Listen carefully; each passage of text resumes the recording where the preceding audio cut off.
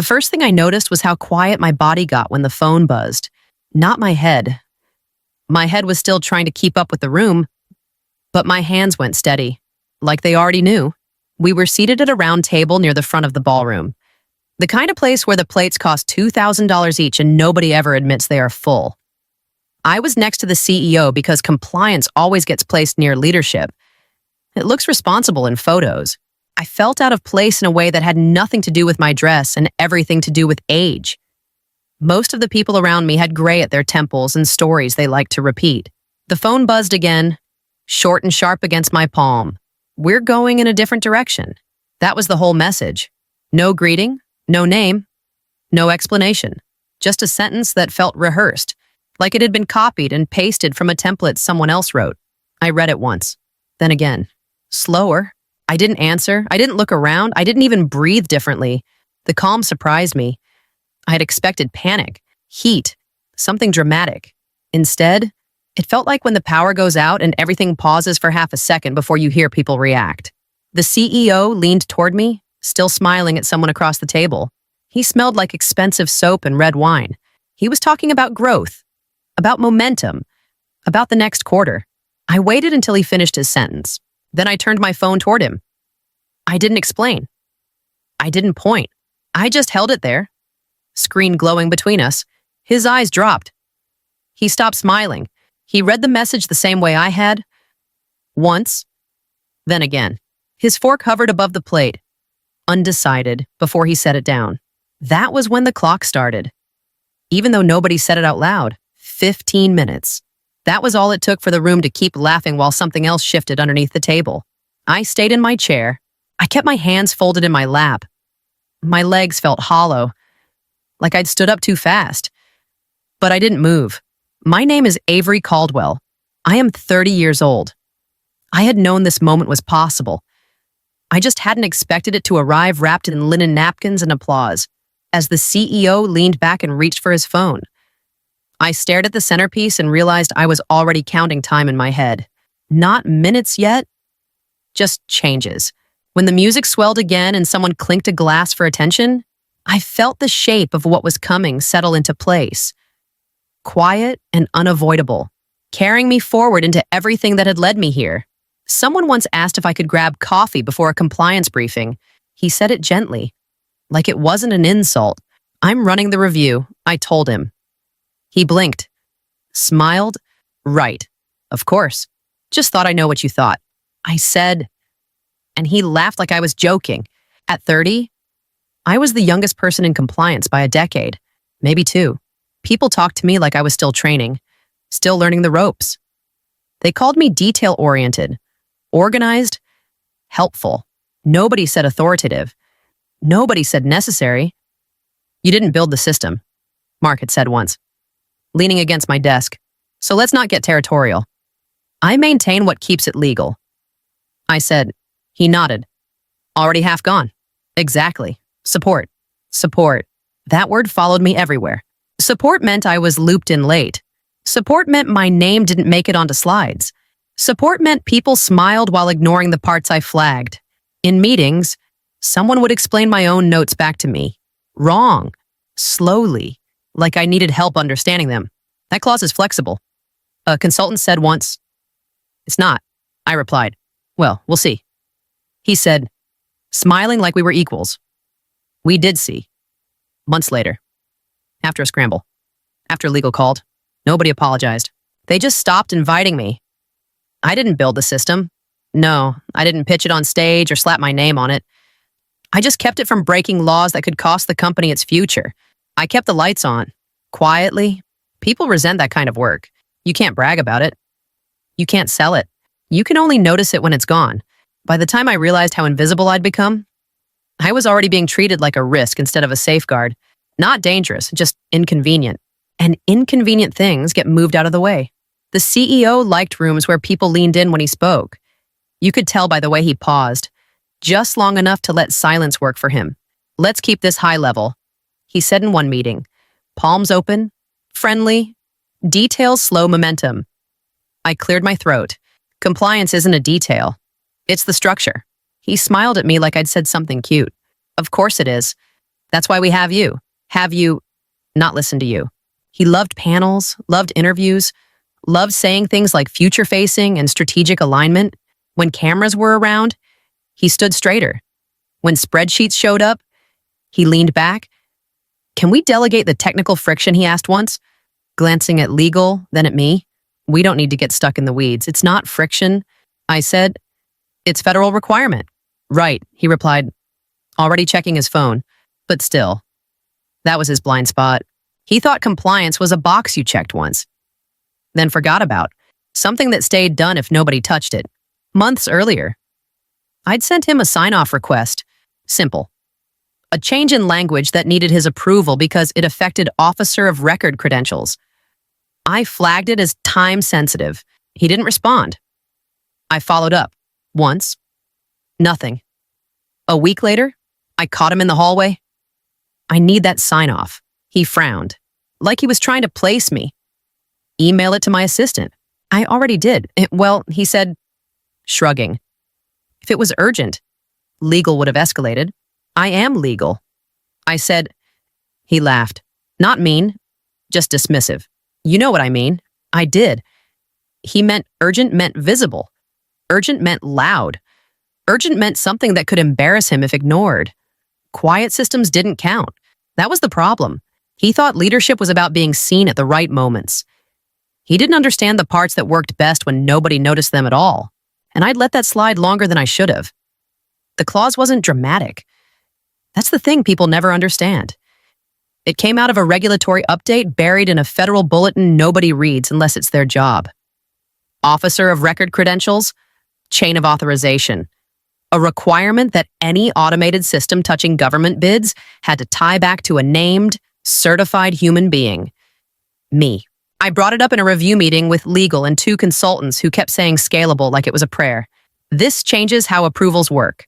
I said, we need to embed it. One of the consultants squinted at the screen. Is this new yes? Is it enforced yet? It will be. He leaned back. Then we can phase it. It doesn't phase, I said. It activates. Legal cleared her throat. Avery's right. If the system runs without a certified officer, the output's invalid. Mark wasn't in that meeting. He never was when things got quiet and technical. Later, when I briefed him, he waved a hand. Just make sure we're covered. He said, I trust you. That should have felt like confidence. It didn't. It felt like distance. I wrote the clause myself. Plain language, no traps, no drama. It said exactly what the regulation said. Any automated bid output required a verification from the active officer of record. No credential, no compliance, no compliance, no bid. I sent it through standard updates. It passed review because nobody objected. Not because they agreed, because they skimmed. Weeks later, someone joked about it in passing. That clause you added. A product lead said, kind of invisible. It's not invisible. I said, it's just not loud. He laughed. Same thing. That's how it stayed. Sitting quietly, doing nothing, waiting. My credential was attached by default. That's how systems work. They don't guess. They reference what's on file, and what was on file was me. No one asked to change it. No one filed an override. No one even checked. When they started cutting me out of meetings, I noticed something else. No one touched the clause. They edited around it. They built on top of it.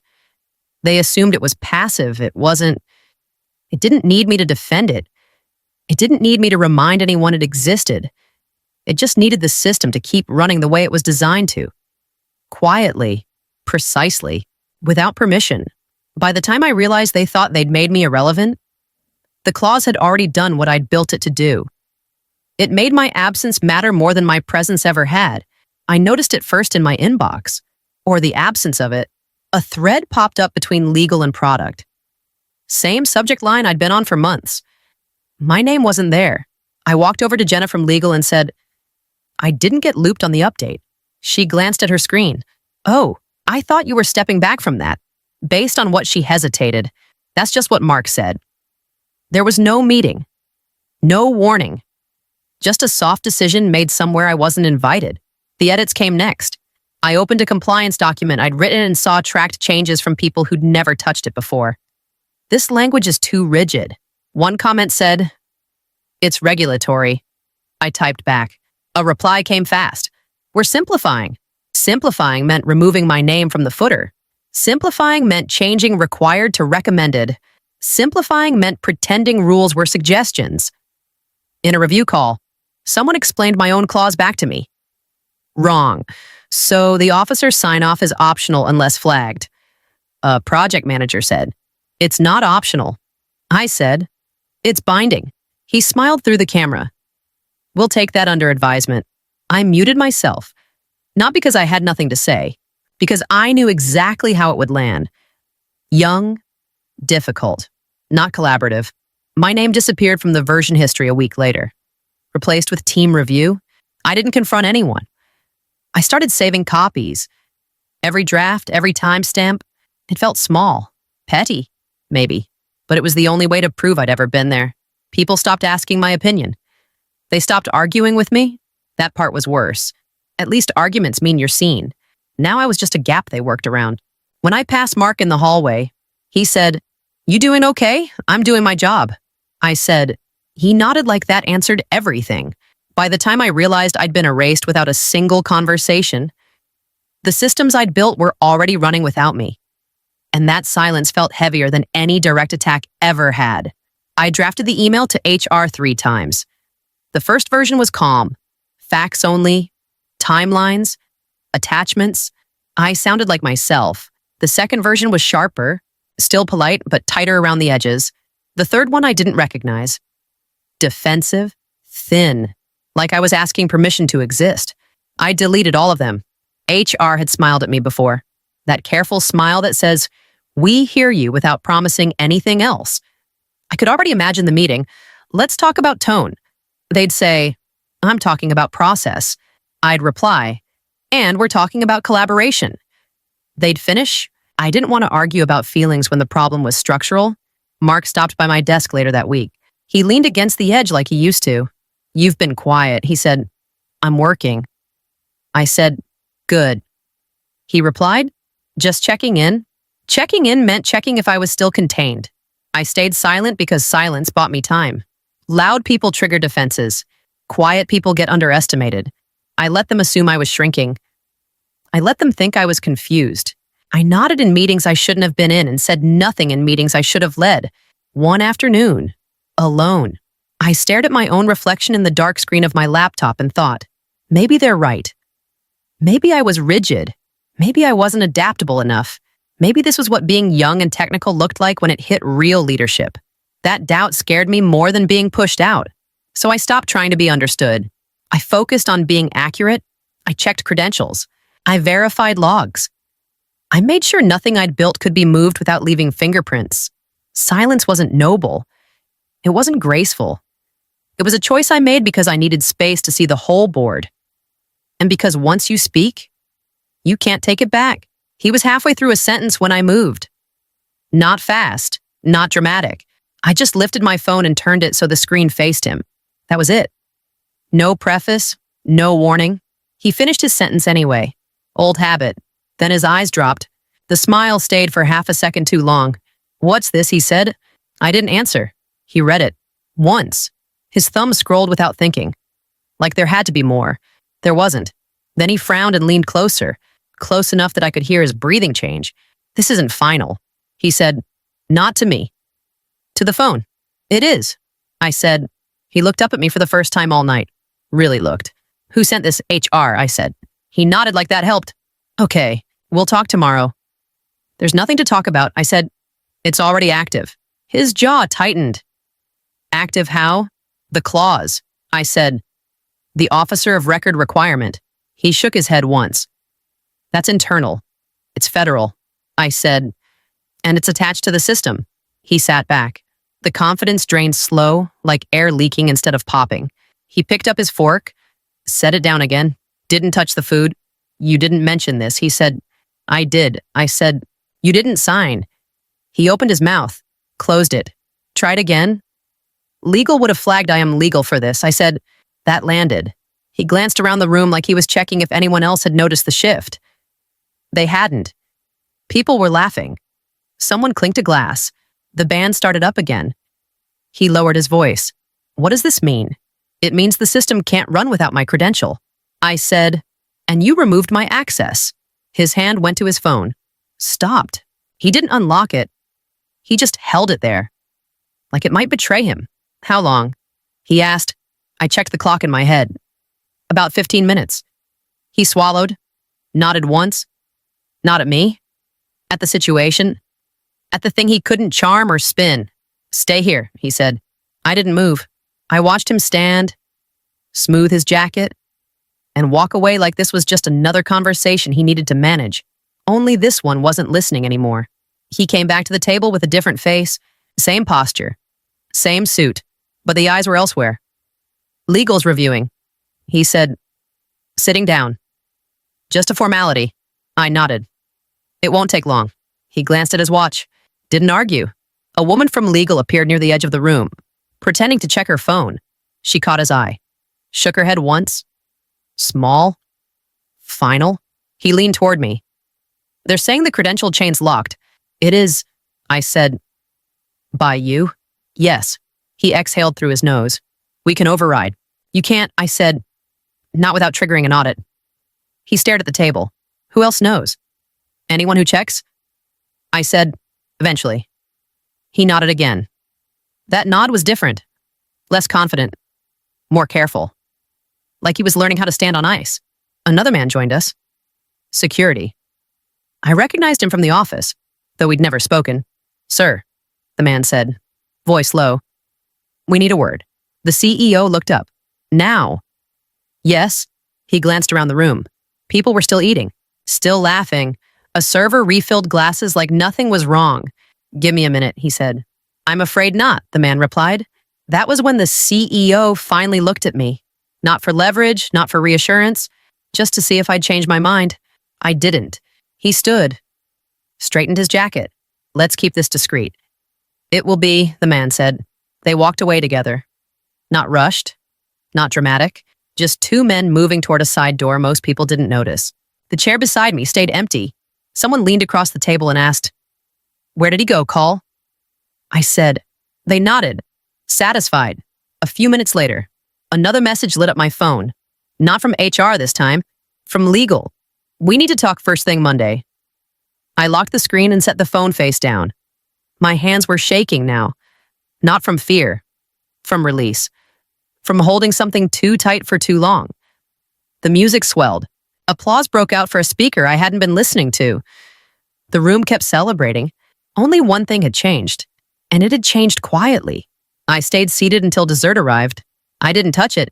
If you were watching from across the room, you would have missed it. That's what power looks like when it collapses without permission. Monday morning, my badge worked. That was how I knew. No email, no call. Just the green light at the turnstile like nothing had happened. At my desk, my inbox was already full. Not apologies. Requests? Can you review this before noon? Need your sign off on language. Legal says you're the final check. I opened the system. My access was back. Everything I'd been locked out of sat there like it had never left. Clean, quiet, almost insulting. An internal memo hit at 9:15, company-wide. No names in the subject line. Effective immediately. All automated bid processes and compliance-sensitive systems require final approval from the assigned officer of record. Assigned, not reinstated, not restored. Assigned.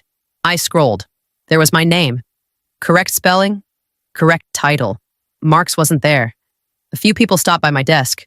Careful, polite, like they were testing a floor they didn't trust yet. Glad you're back, someone said. I didn't leave. I replied. They nodded like that made sense. Legal called me mid-morning. Jenna again. Her voice was tight. We're standardizing review flow. She said, just want to make sure we're aligned. We were always aligned. I said, a pause. Right. No one said sorry. No one explained. The company didn't confess. It corrected by lunch. The system was running the way it always should have. Checks in place, logs intact, my credentials sitting where it belonged. Not because anyone admitted I was right, but because the system refused to move without me. That part stuck with me. Being right wasn't the victory. Being necessary was I closed one file and opened the next. Same work, same chair, same hum from the computer. Only difference was the silence had shifted. It wasn't around me anymore. It was around the people who'd assumed I'd disappear.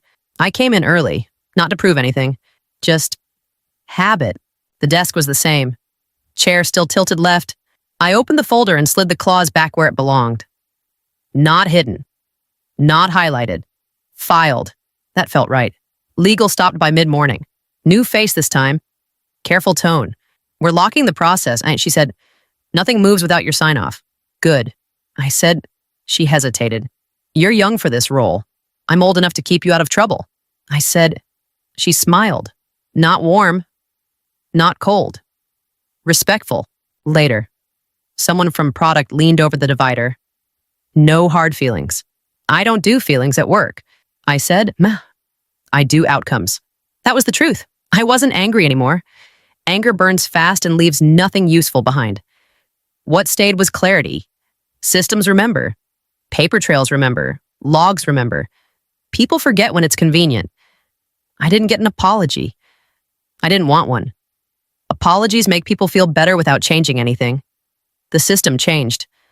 That was enough. I thought about leaving. Thought about how easy it would be to take the win and walk. I'm still thinking about it. That decision didn't get made for me, and I'm glad. Some choices deserve time. If there's anything I learned, it's this: don't confuse being quiet with being powerless. If you're the one who understands how the machine works, protect that knowledge. Document it. Tie it to something real. Don't hand it away just to be liked. I opened the next file. Started the review. Same work. Different weight. If this story sounds familiar, stay with me. Share it. Talk about it. These things don't change unless we say them out loud.